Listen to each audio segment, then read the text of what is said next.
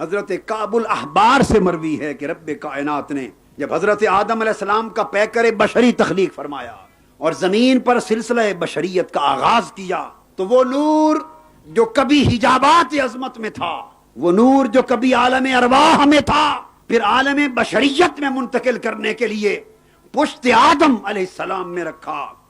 جب حضرت آدم علیہ السلام کی پشت میں نور مصطفیٰ آیا تو وہ آپ کی پیشانی سے چمکا کرتا تھا، پھر آپ کی نسل میں منتقل کیا۔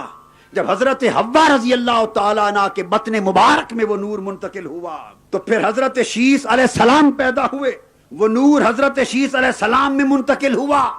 حضرت حوا کے بطن مبارک سے دو بچے جڑواں پیدا ہوتے تھے، مگر جب حضور علیہ السلام کے نور پاک کو منتقل کرنے کا وقت آیا اور حضرت شیس علیہ السلام کا انتخاب کیا تو تنہا ایک بیٹے کی ولادت کی تاکہ ان کا جد بھی یکتا پیدا ہو۔ اس وقت جڑواں نہیں پیدا ہوئے۔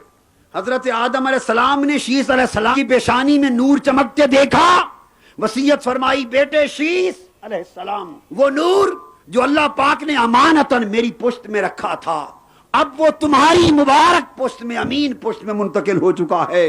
اس نور کی شان یہ ہے کہ یہ صرف مبارک پشتوں میں رہے گا اور مبارک رحموں میں منتقل ہوگا۔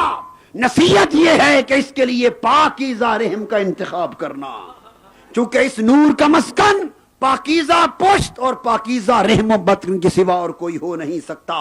پھر وہ نور اقدس، وہ نور حق، نسلن بعد نسلن، زمانن بعد زمانن، پاک پشتوں سے پاک رحموں میں منتقل ہوتا چلا آیا، حتیٰ کہ حضرت عبد المطلب کی پیشانی میں چمکا، پھر حضرت عبداللہ کی پیشانی میں چمکا۔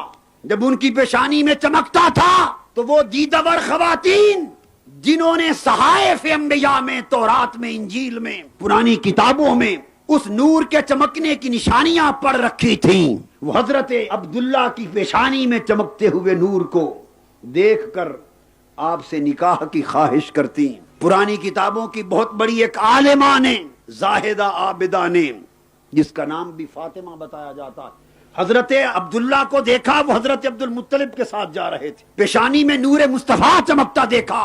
وہ کتابوں میں علامتیں پڑھ چکی تھی، حضرت موسیٰ علیہ السلام نے بتا دیا تھا، ایک ستارے کی نشاندہی کر دی تھی کہ جب وہ ستارہ اس مقام پر آئے گا اس نور کے ظاہر ہونے کا وقت آ جائے گا۔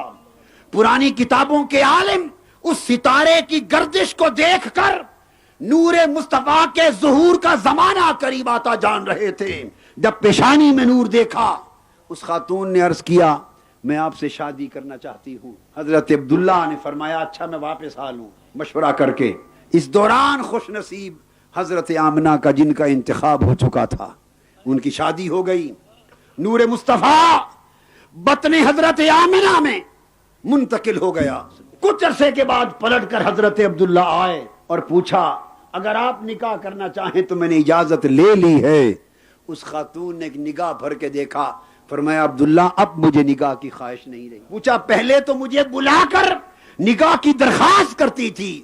اس نے کہا عبداللہ چاہت آپ کی نہ تھی، اس نور مصطفیٰ کی تھی، وہ خوش نصیب آمنہ لے گئی ہے۔